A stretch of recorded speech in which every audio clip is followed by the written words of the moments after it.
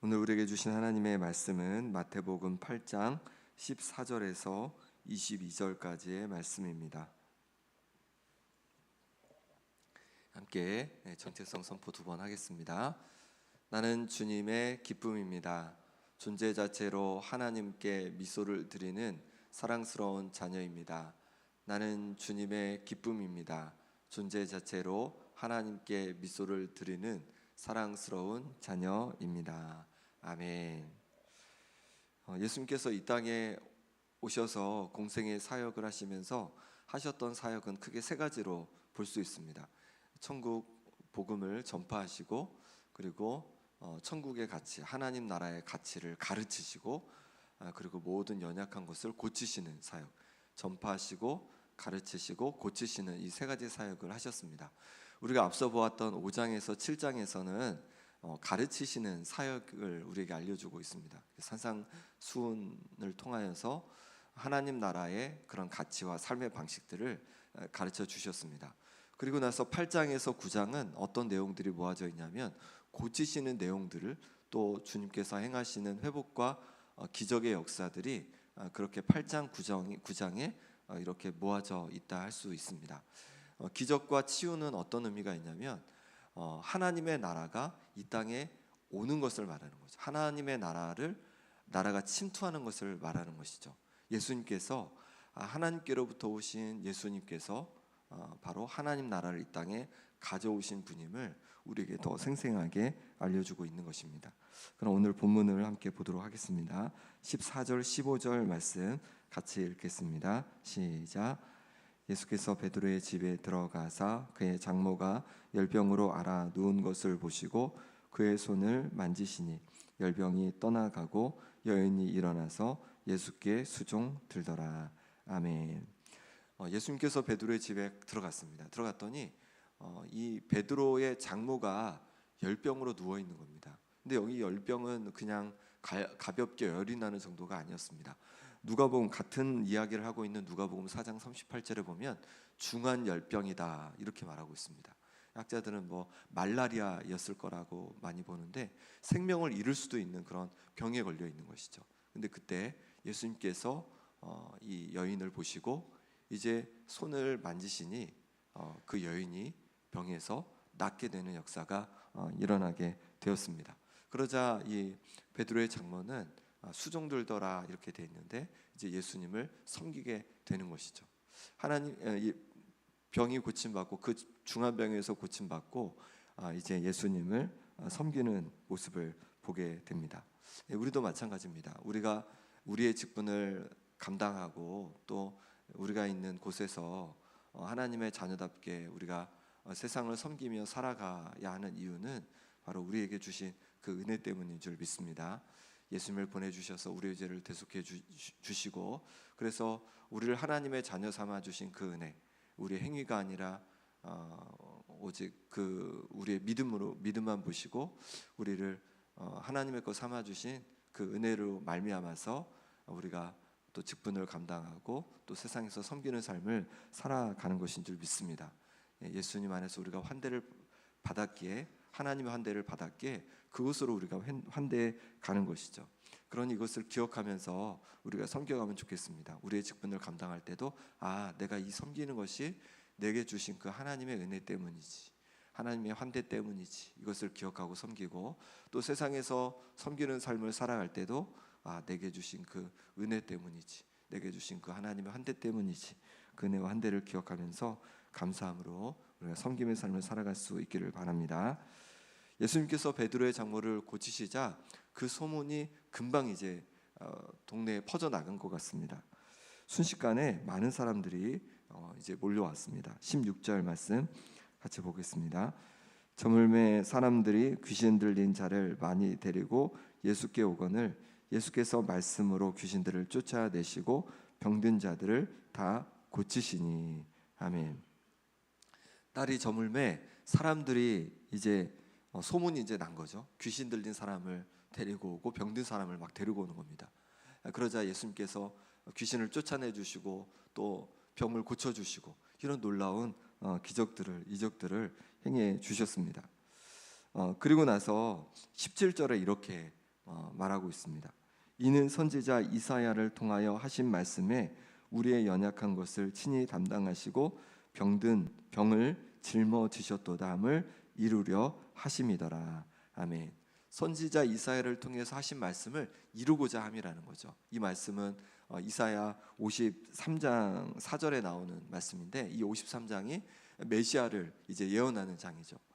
바로 예수님께서 자신이 메시아임을 이제 드러내 주시는 거죠. 병을 고치시고 귀신을 쫓아내면서 하나님께로부터 오신 메시아이심을 드러내 주시는 것입니다. 그렇습니다. 우리 예수님은, 이 땅에 메시아로 오신 예수님은 우리의 연약한 것을 담당하시고 우리의 병을 짊어지시는 분이신 줄 믿습니다. 그러니 우리의 연약함을 주님 앞에 내어놓는 거죠. 어떤 연약함을 가지고 계십니까? 어떤 힘듦을 가지고 계십니까? 우리 몸이 힘들든지 마음이 힘들든지, 아니면 여러 관계에 어려움이 있든지, 아니면 상황 속에 여러 어려움이 있든지, 그것을 주님 앞에 가지고 나아갈 때 주님께서 우리를 고치시고 회복해 주시는 그런 은혜를 경험케 하실 줄 믿습니다. 오늘도 내 자신을 보면서 나의 연약함과 나의 연약함과 나의 여러 가지 아픔들을 주님 앞에 내어놓고 회복되는 오늘이 될 수 있기를 바랍니다. 이렇게 사람들이 예수님은 사람들이 이제 예수님께 많이 몰려왔습니다. 그래서 예수님께서 다 고치시고 나서 이제 18절에 보니까 예수께서 무리가 자기를 애워싸는 것을 보시고 건너편으로 가기를 명하시니라. 이제 건너편으로 가자고 이렇게 말씀하셨어요. 제자들에게 이제 건너편으로 가자라고 이렇게 말씀하셨어요. 아니 이제 막 인기가 생긴 거잖아요. 사람들이 막 그 가르치심에 놀라고, 병든, 심지어 가르치는 것도 대단하셨는데 병도 막 이렇게 고치시고 귀신도 쫓아내고 하니까 사람들이 점점 몰려올 거 아니에요. 그럼 점점 막 높여줄 텐데, 그리고 예수님의 이름이 막 나기 시작할 텐데, 그런데 오히려 예수님은 그 자리를 피하십니다.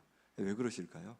그것은 예수님은 사람들에게 명성을 얻기 위해서 이 땅에 오신 분이 아니시기 때문에 그렇죠. 만약에 명성을 얻고 인정받기 위해서 예수님께서 오셨다면 광야에서 시험 받을 때 사탄이 주는 시험을 그냥 인정하고 받아들이면 됐을 겁니다. 그런데 예수님은요, 하나님의 아들로서 세상에서 명성을 얻고 높아지기 위해서 오신 분이 아니신 것이죠. 바로 그저 하나님 말씀, 하나님 아버지의 말씀에 순종하기 위해서 이 땅에 오신 분인 줄 믿습니다. 그러니 명성을 얻는 자리보다는 여전히 순종의 자리를 택해서 예수님은 나아가시는 것이죠. 19절에서 22절까지는 예수님을 따르는 그런 문제를 다루고 있는데, 두 사람이 이제 나옵니다. 먼저 19절 20절 말씀 같이 읽겠습니다. 한 서기관이 나와 예수께 아뢰되 선생님이여 어디로 가시든지 저는 따르리이다. 예수께서 이르시되 여우도 굴이 있고 공중의 새도 거처가 있으되 인자는 머리 둘 곳이 없다 하시더라. 아멘.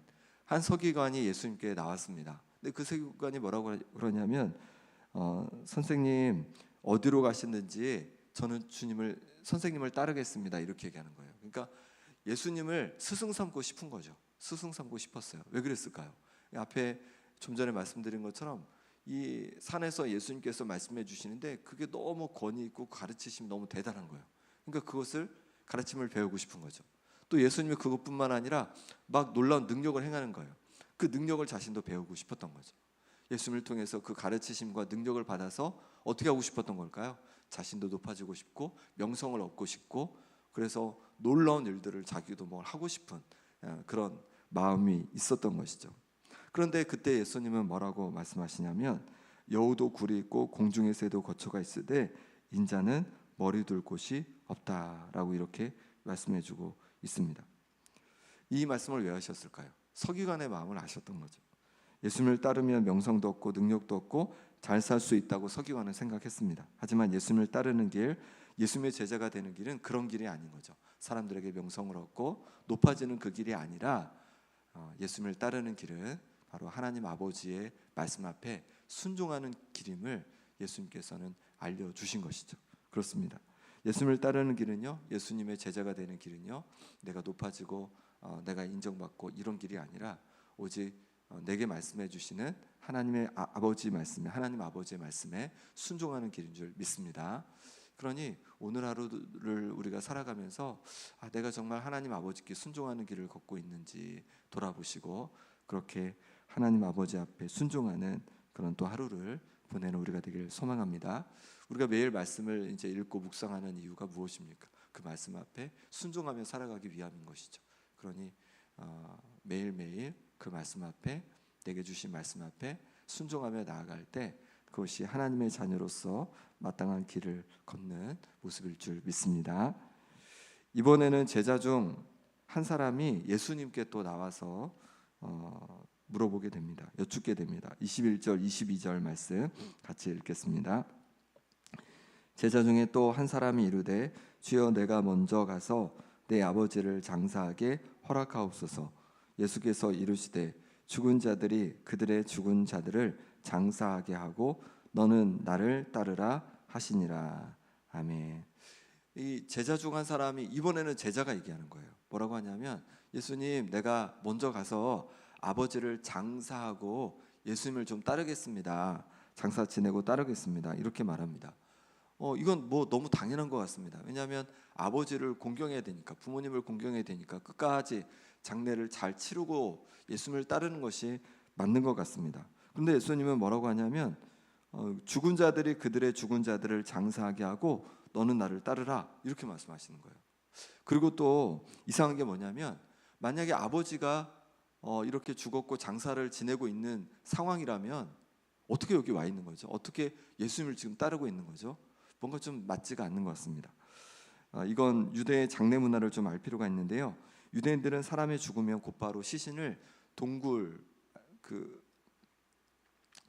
돌로 된 그 동굴에 이제 시신을 넣고 바로 이제 둡니다. 그리고 나서 1년 정도 지나면 이제 썩고, 그리고 이제 뼈만 남게 되면 뼈를 추려서 이 석관에 넣는다고 합니다. 그래서 조상들이 뼈가 담긴 그 석관에 그 뼈를 넣는다고 합니다. 그러니까 아마도 이 제자가 말하는 거는 두 번째 이 장례 치르는 것, 그러니까 석관에다가 옮겨 담는 그것을 말하는 것으로 보이는 거죠. 1년이 지나지 않았던 거죠. 그러니까 아직 조금 더 있어야지 이제 그렇게 두 번째 장례를 치를 수가 있는 거죠. 그러니까 그 시간이 남았기에 그것만 하고 예수님을 따르겠다라고 그렇게 말하고 있는 것입니다. 근데 그때 예수님 뭐라고 하냐면 죽은 자들이 그들의 죽은 자들을 장사하게 하고 너는 나를 따르라, 이렇게 말씀하십니다. 죽은 자들이 어떻게 장사를 지냅니까? 여기서 죽은 자들은 영원히 죽은 자들을 말하는 거죠. 영원히 죽은 자들이 죽은 자들을 장사 지내도록 너는 내버려 두고 나를 따라라, 이렇게 말씀하시는 거죠. 예수님을 따르는 길은 어떤 길입니까? 영혼을 살리는 길인 것이죠. 그러니까 영원히 죽은 자들의 일에 그런 것들에 신경 쓸 것이 아니라 영혼을 살리는 일에 내 삶을 그렇게 헌신해라, 이렇게 말씀하고 있는 것이죠. 훨씬 가치 있는 일, 바로 예수님을 따르는 일이 바로 영혼을 살리는 이름을 말씀해주고 있는 것입니다. 우리는 지금 어떤 일을 하고 있습니까? 예수님을 따르는 길은요, 영혼을 살리는 길입니다. 올 한해 작정을 좀 해보면 좋겠습니다. 한 영혼이라도 전도하고자 하는 마음을 가지면 좋겠습니다. 물론 열매는 하나님께서 맺어주시는 거니까 그 열매는 하나님 앞에 맡기고 내가 오늘 기도하고 있는 그 영혼이 있으면 좋겠습니다. 그래서 전도하고자 하는 영혼이 있으면 좋겠습니다. 그래서 그 영혼을 위해서 우리가 계속 기도해 가고 또 때가 될 때 또 권면도 해보고 그렇게 또 내가 만난 주님도 같이 나누고 교제하면서 한 영혼이라도 우리가 품고 있으면 좋겠습니다. 그렇게 영혼을 살리기 위해서 나아가는 길이 예수님을 따르는 길이라고 우리에게 알려주고 있는 것이죠. 이 시간 우리 함께 기도하겠습니다. 이 시간 기도하실 때 나의 연약함을 만져주옵소서. 나의 육신의 연약함을 만져주시고 나의 삶의 필요들을 도와주시고 내가 가진 어려움과 문제들을 주님 만져주옵소서.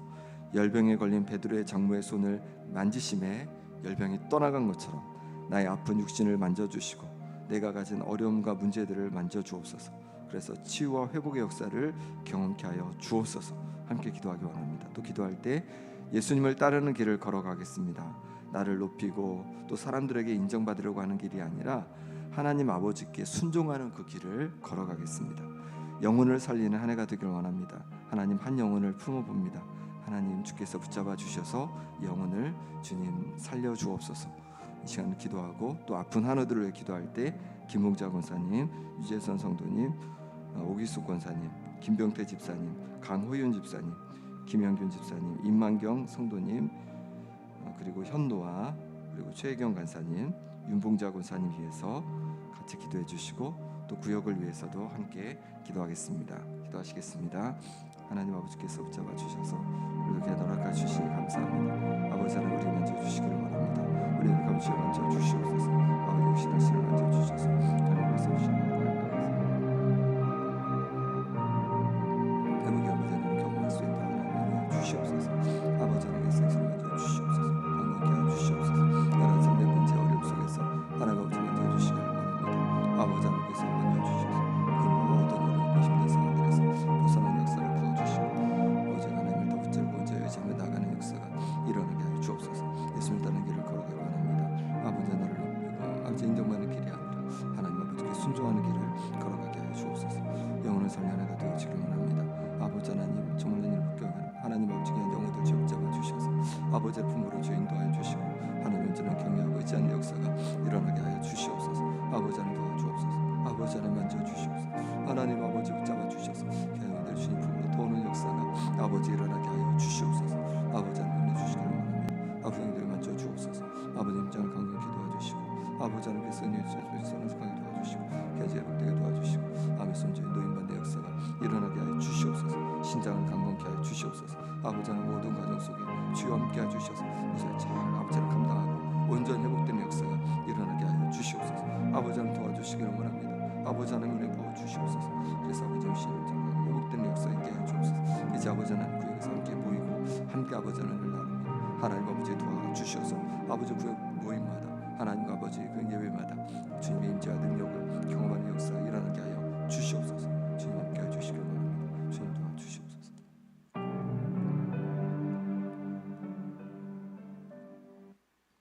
하나님 아버지,